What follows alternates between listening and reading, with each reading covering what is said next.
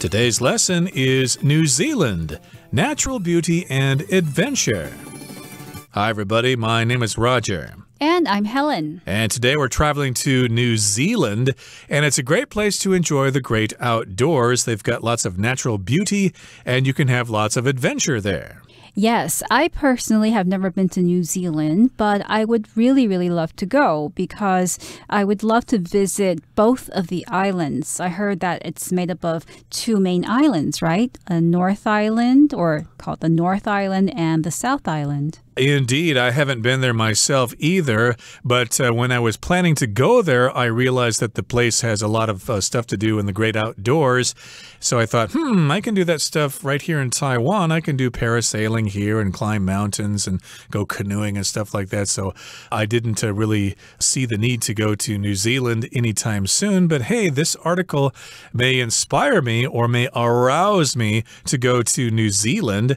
And let's find out what our writer has to tell us about New Zealand. Let's listen to the first part of our lesson and we'll be right back. New Zealand, Natural Beauty and Adventure. Are you ready for the adventure of a lifetime? If so, then New Zealand is the place for you. Hike through beautiful fjords, climb icy glaciers, or explore caves full of glowworms in this extraordinary country. 大家好，第一部分我们可以看到名词 glacier， 它指的是冰河或是冰川。例如 It's my dream to trek across a glacier someday. 我的梦想是有一天能跋涉过冰河。或者 The company offers daily helicopter tours of the glacier. 该公司每日都提供冰川直升机之旅。接下来我们看到形容词 extraordinary， 它的意思是非凡的、非常奇特的或是特别的。举例来说Constructing the Channel Tunnel was an extraordinary achievement. 建造英法海底隧道是一项了不起的成就。又或者说 The detective's extraordinary deductive skills help him in his work. 该探员惊人的推理能力对他办案有帮助。另外，去掉这个字字首的 extra 就会变成形容词 ordinary， 表示平凡的、普通的或是一般的。例如Today is going to be an ordinary day. I didn't plan anything special. 今天会是一个平凡的日子，我没有计划任何特别的事。再看一个例子 This looks like an ordinary pen, but there is a light on the end of it. 这看起来是支普通的笔，但它尾端有个灯。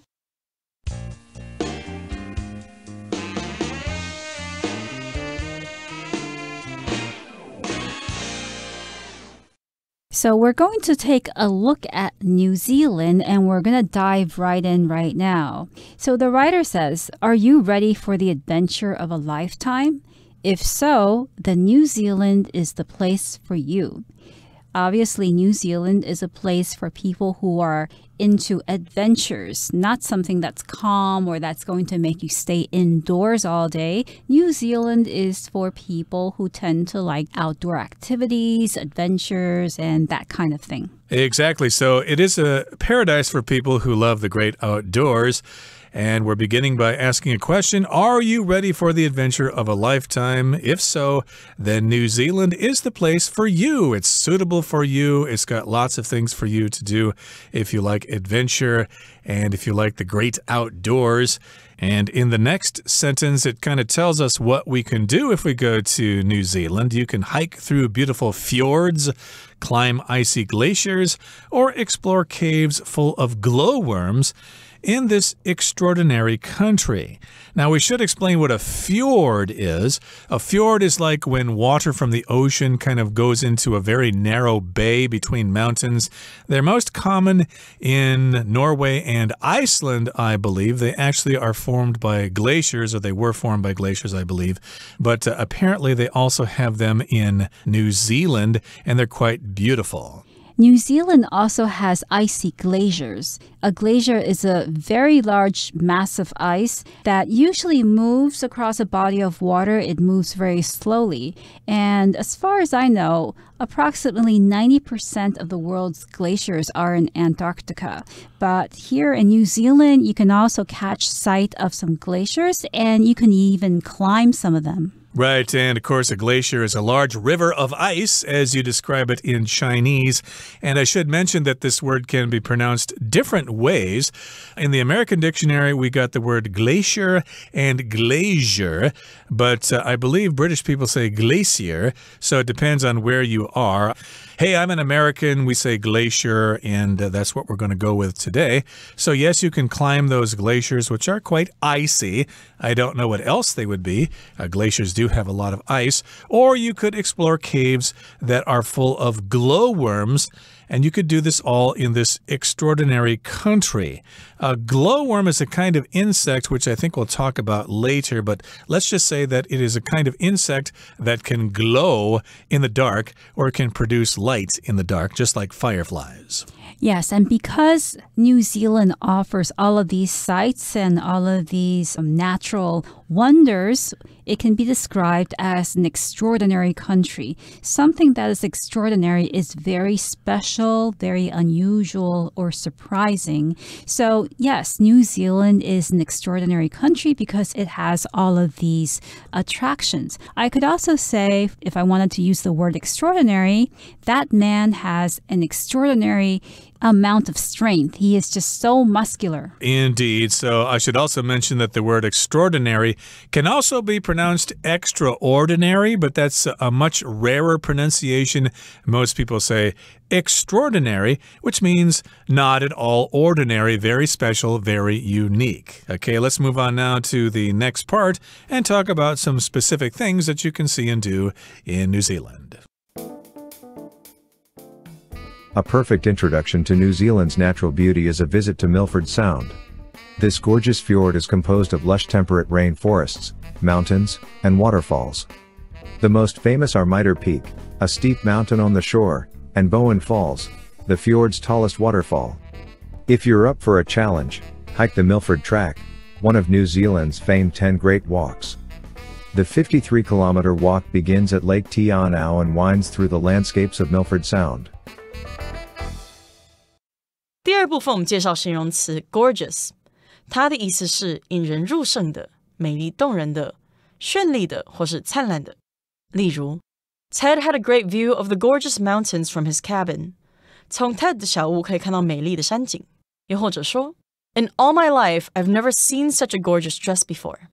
在我一生中，我从未见过如此华丽的礼服。接下来我们看到单字 lush， 它是形容词，指的是草木茂盛的或是葱郁的。例如 Annie and her boyfriend sat down on the lush grass to have a picnic. Annie 和她的男友坐在茂盛的草地上野餐。或是 An environment with lush vegetation often signals that the land is untouched by humans. 草木茂盛的环境通常意味着那片土地未受人类影响。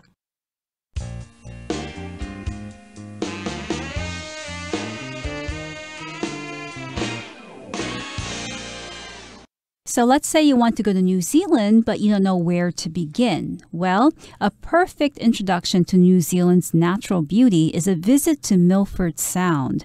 This gorgeous fjord is composed of lush temperate rainforests, mountains, and waterfalls.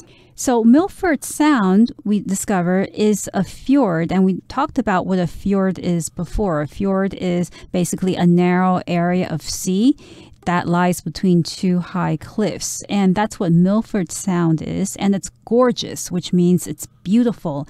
And this fjord is composed of lush temperate rainforests. Something that is composed of something else includes it. So you can also say Milford Sound includes or is made up of lush temperate rainforests. So when you describe a rainforest as being lush, you're saying that it's very healthy. The plants in the rainforest are very healthy and strong. Exactly. And this, of course, is a body of water between two larger areas of land. So that is called a sound. And it's called Milford Sound. And it's gorgeous. And something's gorgeous when it's really, really beautiful. And it's composed of lush, temperate rainforests, mountains, and waterfalls. And, of course, we've got some rainforests that are temperate. If you talk about rainforests in Brazil, well, those are tropical rainforests. But if you go farther north or farther south toward the poles, then the climate gets a little cooler. It gets a little warmer. It's not so hot like the tropics, so we call those areas temperate zones. So these are going to be temperate rainforests. There's going to be a lot of rain there, but you won't see palm trees and stuff like that. You can also see lots of mountains, and you can also see lots of waterfalls, and those would be great photo opportunities. Yes, so we know that Milford Sound has a lot of mountains and waterfalls, but there are two of each that are particularly special. The most famous of the mountains is Mitre Peak. And this mountain is a steep mountain on the shore, and Bowen Falls is the fjord's tallest waterfall. So we have Bowen Falls, which is Milford Sound's tallest waterfall, and Mitre Peak, which is a very steep mountain that's located on the shore. Right. If something's steep, of course, it gets high really fast. And so, of course, it might be quite difficult to climb that mountain. It's on the shore, and you can also see some waterfalls, sometimes shortened to falls, like Niagara Falls in Canada there. But these are Bowen Falls, but that's a very tall waterfall. It's the fjord's tallest waterfall, which sort of tells us that it's not the only waterfall there. This one's the tallest or the highest, but there are probably other waterfalls to check out as well. Yes, so if you're up for a challenge, hike the Milford Track, one of New Zealand's famed 10 Great Walks. Now, we know that New Zealand has a lot of hiking tracks, and some of those tracks are very long. They can take you across from one main island to another. But there are specific walks that are considered great, that are very famous, and Milford Track is one of them. So if you're up for a challenge, then you should hike this track. That suggests that Milford Track isn't so easy to hike because there might be some steep parts and it might be very long, and you might have to be physically fit or courageous even to hike it. And that's why the writer says if you're up for it, if you can accept the challenge, if you're fit enough, then do go try out this hike. Indeed. And of course, as we mentioned before, New Zealand is an adventurer's paradise, so if you like the great outdoors and if you like hiking or walking or mountain climbing, then this is the place for you. And this is an example of something physical that you can do. It's quite a long walk. It's the 53-kilometer walk, and it begins at Lake Te Anau and winds through the landscapes of Milford Sound. So you're going to see some really great scenery there, and it's quite long. It's 53 kilometers long. I don't think you could do that in one day. And if you're trying to figure out where that trail begins or where that walk begins, you've got to go to Lake Te Anau, and then you're going to wind through the landscapes of Milford Sound. So if it winds through something, it doesn't go in a straight line. It goes left, it goes right, it goes up, it goes down. It just goes all over the place. It will be quite challenging. Make sure you bring your hiking boots. Well, that brings us to the end of the second part of our lesson for today. Let's listen now to the third and final part. For snowy scenery, visit the Franz Josef Glacier, also known by the Maori as the Frozen Tears of Hini-Hukate Ray. Located on the South Island's western coast, this 12-kilometer-long glacier is one of the country's steepest and fastest-moving glaciers. The best way to get an up-close look at the glacier is by booking a heli-hike tour. You'll take a helicopter up to the main icefall and then hike along snowy paths featuring ice towers, caves, and tunnels. If you're lucky, you may even see blue ice, dense glacier ice that appears blue. 第三部分可以看到名词 helicopter， 它的意思是直升机。例如 We had to travel by helicopter in order to reach the secluded mountain resort. 我们必须搭直升机才能到达偏僻的山中度假中心。也可以说 The remote island is only accessible by helicopter. 那座偏远的岛屿只能搭直升机才能到达。最后我们看到形容词 dense， 它的意思是密度大的、密集的、稠密的或是浓密的。例如 Scientists discovered that the planet has a dense atmosphere. 科学家们发现那颗行星有密度高的大气。又或者说 Tim concealed himself in a dense bush when playing hide and seek. Tim 玩躲猫猫时躲在一片浓密的灌木里。再看最后一个句子 The treasure hunters cut their way through the dense jungle. 寻宝猎人在茂密的丛林中穿梭前进。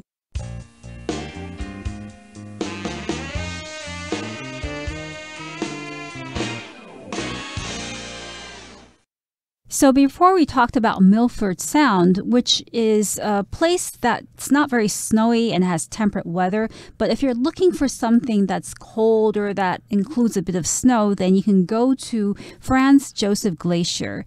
As the sentence begins, for snowy scenery, visit the Franz Josef Glacier, also known by the Maori as the frozen tears of Hinehukatere. Okay, so if you want some snowy scenery, or if you want to see trees and mountains covered with snow, this would be the place for you. I suspect you'd need to go there during the winter there. Well, of course, winter in New Zealand is what is summer here, so plan accordingly. Of course, we're in the month of May now, so yeah, if you want to see some snow, now is the time to go. And, of course, you want to see some scenery there. Be careful, the word scenery there is non-count. You can't say sceneries or a scenery. That is incorrect. We're going to see some snowy scenery, or maybe you like the mountain scenery here in Taiwan, or you want to see some forest scenery. Those places can be quite scenic or very pleasant to look at when they're outdoors. Now, Franz Josef Glacier is located on the South Island's western coast, and this 12-kilometer-long glacier is one of the country's steepest and fastest-moving glaciers. So this glacier is also a challenge to get to and to explore because it's very steep and it's also fast-moving. The best way to get an up-close look at the glacier is by booking a heli-hike tour. Now, that's an interesting way of looking at a glacier. I don't think I have ever taken a heli-hike tour. I haven't either, and considering what happened to Kobe Bryant and his daughter, I don't think I ever want to ride in a helicopter myself. But in any case, this is located on the west coast of the South Island, and it's a big glacier. So I should say that, well, I suppose you could visit this place during the summer or the winter. The glacier's still there, so you'll still have some snowy scenery because glaciers are made out of ice and they look like snow. And it's quite steep, so you're going to have to climb really hard to get to the top of it if they allow that. And the best way to get an up-close look at the glacier is by booking a heli-hike tour. Now, heli here is short for helicopter, and hike refers to hiking. This is a special term for this particular activity. When you take a helicopter someplace, they drop you off, and then you hike down yourself. Yes, and the helicopter, of course, is a type of aircraft, and it has those large blades, usually made of metal, that spin on top of the aircraft, and it's the blades that lift you up in the air. So helicopters are sometimes used for tourism to get to places, and that's the case here. If some tourists want to go visit Franz Josef Glacier, one way to do it is to take the helicopter and go see the glacier as if you were hiking the actual place itself. Right, so again, the helicopter will fly you up to the main ice fall, and then you go for a hike. An ice fall is like an ice waterfall. It's like a waterfall that has been frozen, or at least it looks like a waterfall, but again, it's a bunch of ice, and again, that's probably a great photo opportunity. And then again, you hike along snowy paths, which feature ice towers, caves, and tunnels. So yes, indeed, the paths got lots of snow on them, and you can see some towers made out of ice. Again, great photographs there. And you can go in some caves there, which are probably inside the glacier itself. That would be a really cool experience. And you can also go in tunnels. A tunnel is open at one end and then open on the other end. Like if you take the train down the east coast here in Taiwan, the train will go through many tunnels. That's different from a cave. A cave is not open at another end. There's only one entrance. You either go in or out from that same entrance, but a tunnel has an entrance and an exit. Yes, and if you're lucky, you may even see blue ice.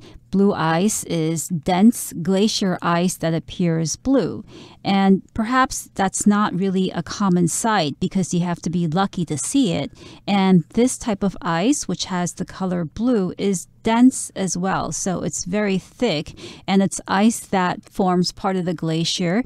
And for some reason, due to nature, it appears blue. Right, so dense means things are compacted in a small area.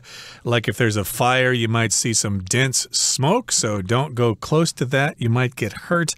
And yes, indeed, this ice is very compact. It's very shoved together, and it also creates this phenomenon of blue ice, which again would look really, really cool. And again, it would present a great photo opportunity. Okay, that brings us to the end of our explanation for today. Now we're going to listen to Hanny.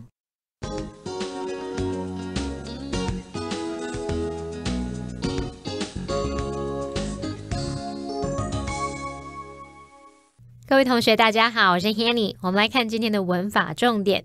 课文第二部分有一个句子写到 The most famous are Mitre Peak, a steep mountain on the shore, and Bowen Falls, the fjord's tallest waterfall. 最知名的是岸边陡峭的麦特尔峰和峡湾最高的鲍恩瀑布。那在这个句子里面呢 ，a steep mountain on the shore 是用来补充说明它前方的 Mitre Peak。还有呢 ，the fjord's tallest waterfall 是用来补充说明它前方的 Bowen Falls。我们现在如果把这两个补充的部分都遮住不看，把句子简化，就会看到是 the most famous are Mitre Peak。and Bowen Falls. 好，那它其实就是把主词补语提前的倒装句，我们其实可以把它还原成这个 Mitre Peak and Bowen Falls are the most famous. 那这时候是不是就可以明显看出主词就是 Mitre Peak and Bowen Falls， 然后动词是 are， 再来用形容词 the most famous 当主词补语来用来描述。好，可是啊，现在我们再把刚刚遮住的补充部分摆回 Mitre Peak 和 Bowen Falls 的后方，这个句子就会显得头重脚轻咯。所以从课文这个句子，我们就会发现，把主词补语提前可以帮忙避免句子头重脚轻的状况。好，那我们就来简单整理这个用法。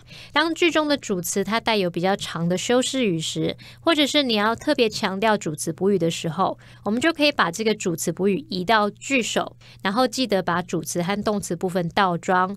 以句型来看，假设直述句基本句型是主词加 be 动词加主词补语，那这个主词补语呢，也许是现在分词 VING、过去分词 PP、形容词或是介系词片语等等。那我们把主词补语移到句首，然后经过倒装之后，句型就会是主词补语加 be 动词加主词。好，同学们有没有发现，其实我们只是把主词跟主词补语对调就可以了，只是要特别注意主词跟动词单复数的一致性。好，那我们造个例句 A note left by his mom was lying on the kitchen table。好，那这个句子里面的主词补语是 lying on the kitchen table， 我们把它移到句首，然后呢，记得把 be 动词移到主词前方形成倒装，所以我们经过倒装之后，这个句子会变成 lying on the kitchen table was a note left by his mom， 在厨房桌上的是一张他妈妈留的字条。好，那以上是今天重点整理，我们来回顾今天单字吧。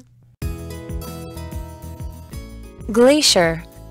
The glaciers of Greenland are melting away due to global warming. Extraordinary. The child's piano teacher immediately noticed her extraordinary musical talent. Gorgeous. The fashion model looked gorgeous in the new designer dress. Scenery. The cherry blossoms in spring provide some lovely scenery. Helicopter. The news helicopter flew over the city to obtain a view of the traffic. Dense.The city's dense population leads to increased housing prices.